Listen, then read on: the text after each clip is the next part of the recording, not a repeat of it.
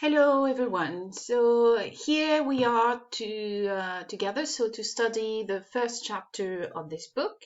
So we have previously analyzed the title, the cover page, and the comments on the cover page.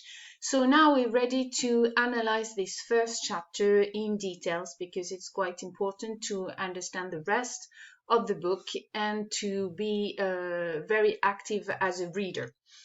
So in the first chapter, you usually get information.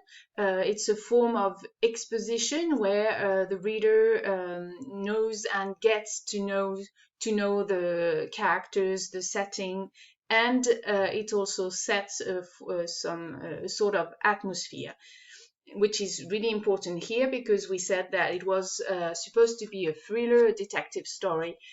So we'll see how this tension is set in the first chapter. So the setting, it takes place in Belfast, in Northern Ireland. We are in a way visiting different districts. So the city centre, where the hotel of the main character is situated. We are also visiting or we are being talked about poor districts where the opposition between Protestant and Catholics are really visible. It is really visible, and also a district where the two main characters are living, and a district where Catholics and Protestants are living together, and it's a middle class district opposed to the poor district. In the different districts, we can feel and we can read and see some signs of violence, of tension, of hatred, and fear. For example, in the hotel of the main character, the hotel was bombed the year before, so there is a very strict security and a special security which is checking the cars and the different customers. We also get to know that the police is present in the city, and it's page page 4, but I don't know if you get the same paging as me. It said 5 policemen climb out of its rear wearing combat jackets, their revolvers cowboy low on their thighs.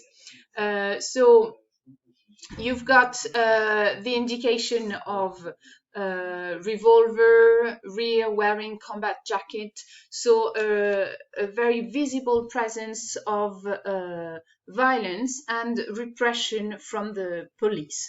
In the first page is on the first page. So at the hotel there is a commemoration, and a commemoration from the Orange Order. The Orange Order is a society. So the Orange Order is a society founded in Ireland to support and uphold the Protestant religion, the Protestant dynasty, and the Protestant constitution, and they are usually celebrating on July the 12th. So they are mainly loyalist and and wish to join Great Britain, and they are loyal to the British monarchy. So through this mention on the first page with the Reverend Pottinger, who might be essential after, we are plunged in a city which is divided and where violence and repression of violence is commonplace at the moment. So we have talked about the setting, the general setting, which is Belfast, and you've got more precise places which are mentioned and which are essential, like the hotel of the main character, so the hotel that he is managing, his house with his wife, and another place where his girlfriend is living. So this is it for the setting. So in terms of characters, you are presented to three main characters: Michael Dillon, Andrea, and Moira. So Michael Dillon is the main character.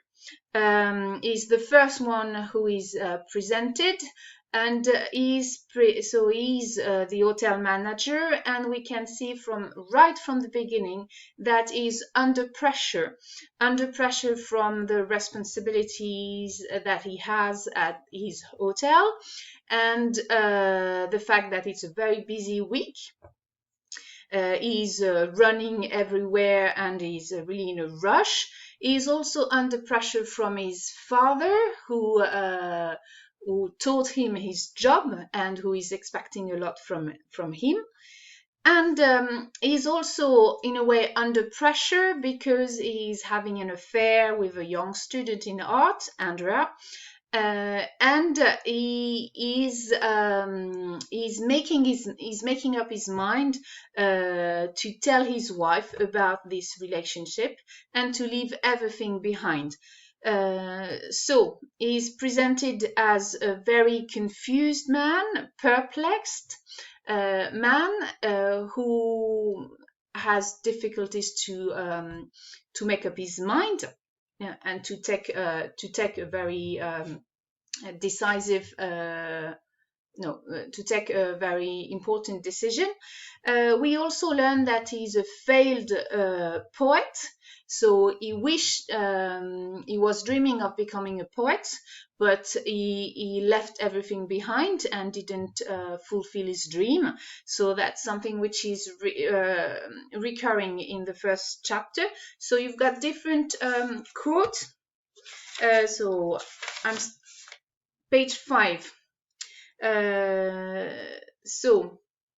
And in that moment, all the wrong turnings he had taken in his life came back to sentence him.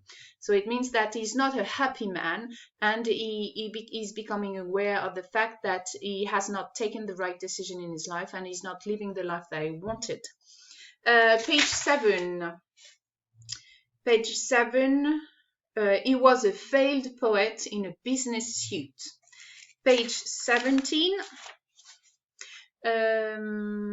He's talking about his wife as the enemy of his freedom. So meaning that he seems to be, or he felt imprisoned in his own life and trapped in his own life. And finally, page 20. So it's about his dream of becoming a poet. His passport to that other world he had once dreamed of joining, his books. So this main character is presented as a failed poet, a failed husband, and he doesn't like his job, he doesn't like Belfast, he feels misplaced, and he is totally unsatisfied by his life.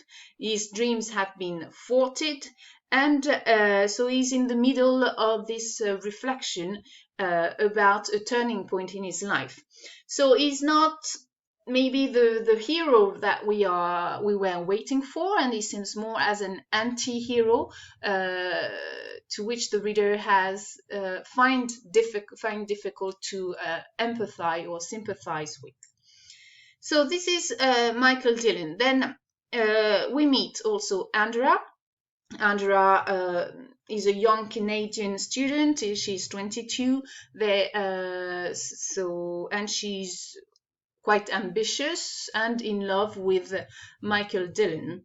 Right. And then Moira. Moira is the wife of Michael Dillon. She suffers from bulimia. She's about 33 years old, and she's presented as a very depressed woman who used to be a nursery school teacher. She used to have other plans also, but she seems to be stuck in this life in the same way as Michael Dillon.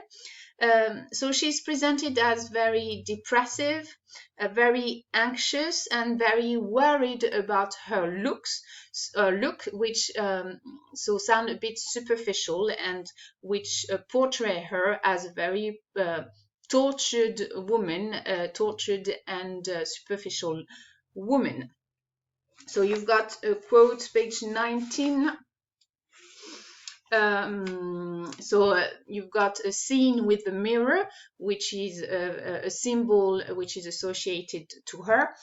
She turned again to her mirror, examining her face in a nervous, questioning way, touching her cheeks, and then a bit under. It was true that in her present anxious, depressed state, she no longer blah blah blah. Right, so another character who is not satisfied with her, so here with her life, she doesn't, she likes Belfast, but she doesn't have a job and she doesn't like her life. So quite strange cast of characters that can surprise the reader as he starts reading the book. So in terms of atmosphere, the atmosphere seems to be stressful and oppressing and tense.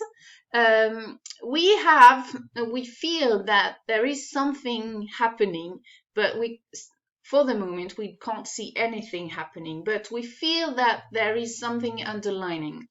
The tension is expressed at different levels. First, so the agitation of the main characters, as is the hotel manager, and it's a very exceptional and busy night.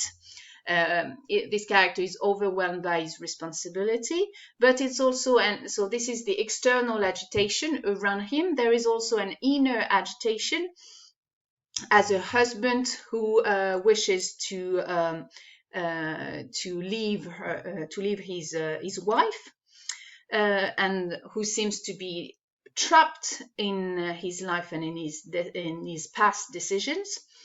The surrounding is also a source of oppression and tension, as we said about the reminiscent of the Troubles and the scars that are left on the city, and the city seems to be totally damaged.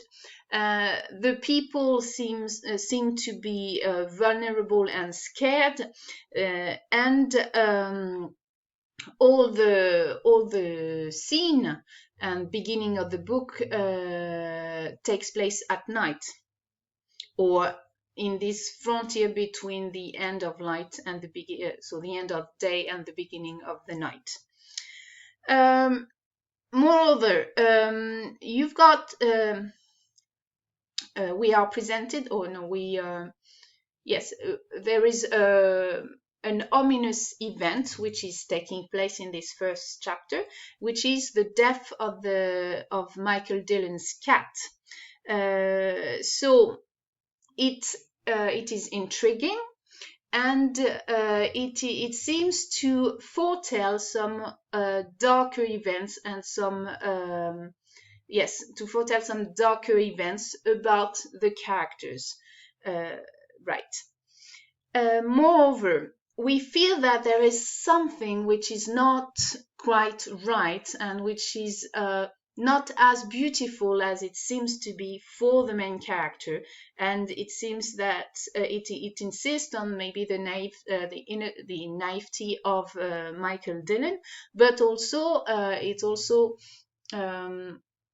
points to a future which is maybe not as happy as he imagined.